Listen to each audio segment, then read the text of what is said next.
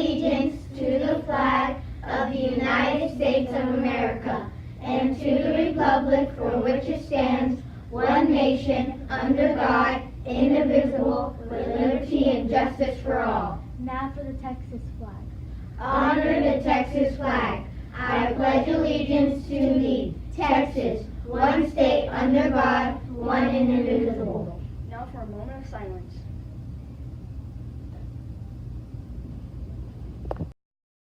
I'm a very special person, living in a very special time.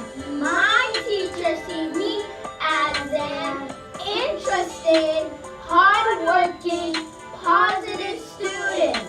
I take pride in what I do, so I will do my best and never give up. I know right from wrong and I choose right. I make people feel good about themselves. I believe I can, so I will. I would rather be me than anyone else in the world. I'm a very special person.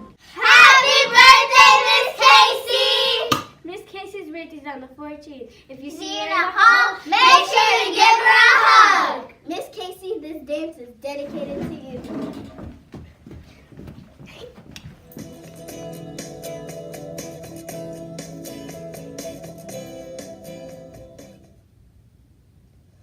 2,000 years ago, the most powerful army in the world belonged to the Romans.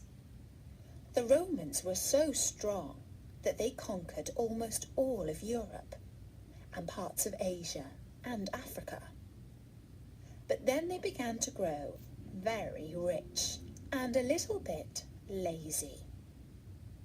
Life in the army was harsh, and many of the soldiers longed for the comforts of home. They wanted to get married and set up families.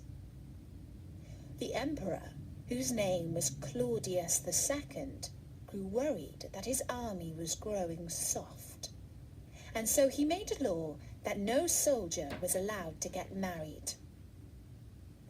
By that time, many of the Romans were Christians, and one of their leaders was a bishop called Valentine. He believed that if a man and woman fell in love with each other, they should get married. And so he decided to let soldiers get married in his church, even though now it was against the law. The soldiers' weddings were meant to be kept secret, but as you know, all secrets are hard to keep, and soon the word got out. Valentine was arrested and brought before the emperor, who demanded that he stopped helping soldiers to marry, and instead that he pray to the gods of Rome. When he refused, the emperor sentenced him to death. While Valentine was in prison, the jailer's daughter used to bring him his food. She was a young woman who was unfortunately blind. She and Valentine used to spend long hours talking to each other, and soon they fell in love. One day, Valentine put his hand through the bars of the cell and touched the lids of her closed eyes. When she opened them again, she could see. It was a miracle. Valentine's execution was set for the 14th of February. On his last night on earth, he wrote his final message to the girl. He signed his love letter, "From your Valentine." This took place in the year 270, and ever since, lovers have sent each other messages on February the 14th with the same signature. And that's the story. It is almost Valentine's Day. There are lots of special cards and packages in the mail today. Zoe Zebra is helping her dad, the mailman, deliver letters all over town. She has one special letter for her friend Peppa Pig. Inside, Peppa and George hear the mail come through the slot on the front door. "We got some letters," cries Peppa. She and George bring the letters to Mummy Pig and Daddy Pig as fast as they can. "I wonder if there's something for me," says Peppa. "You have a valentine from Zoe Zebra, Peppa," says Mummy Pig. "What is a valentine?" Peppa asks. Mummy Pig smiles.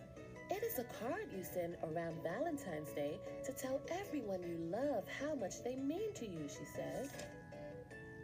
"Can I make a valentine for Zoe?" Peppa asks. "Of course," Mummy Pig says. George wants to help. Peppa makes a card with a big pink heart and a bright red envelope for Zoe. Mummy Pig helps her write a note. It is so much fun that Peppa decides to make valentines for all of her friends. "Mummy, what else happens on Valentine's Day?" Peppa asks. "Valentine's is all about spending time with those you love," Mummy Pig says. "Can my friends come over and play?" Peppa asks. "That's a lovely idea, Peppa," Mummy Pig says. "We can have a Valentine's Day party." Peppa makes lots of colorful valentines. Mummy Pig helps her write about her party. They put the valentines into envelopes and address them to her friends. Peppa can't wait to deliver the valentines. She goes with her family to Zoe Zebra's house to drop off her card first. Knock, knock. Mr. Zebra answers the door. "Special delivery," says Peppa. Zoe runs down the stairs, followed by Mrs. Zebra and Zoe's twin sisters, Zaza and Zuzu. "Thank you for the valentine, Zoe," Peppa says. "I made you one too." Peppa hands Zoe her card. "Hooray!" Zoe says. "Wait till you hear the best part," Peppa says. "I'm having a Valentine's Day party at my house tomorrow." "Yay!" cheers Zoe. "I can't wait." Mr. Zebra offers to take Peppa and Zoe around town in his mail truck to deliver the rest of the valentines. The girls hop in and buckle up.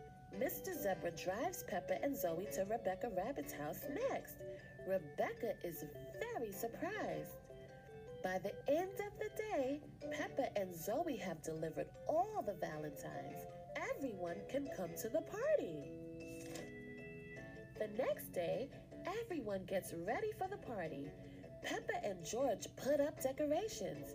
Daddy Pig blows up balloons. Mummy Pig bakes special treats. "Everything is ready," says Peppa. "Almost everything," says Daddy Pig. "I have one last valentine to deliver." "The guests will be here soon," says Mummy Pig. "Then it's a good thing it's for you, Mummy Pig," Daddy Pig says, handing her a card. All of Peppa's friends soon arrive at the party. Many have brought their own valentines to share. Peppa feels very special. She and Zoe dance, sing, and eat sweet treats all day with their friends. Happy Valentine's Day, Peppa. 4-day weekend, no school on Friday and Monday. Yeah, 4-day. it's going to be great, guys. Don't miss it. GIDEON, and we are Gator News. Have a fabulous weekend. Bye. Just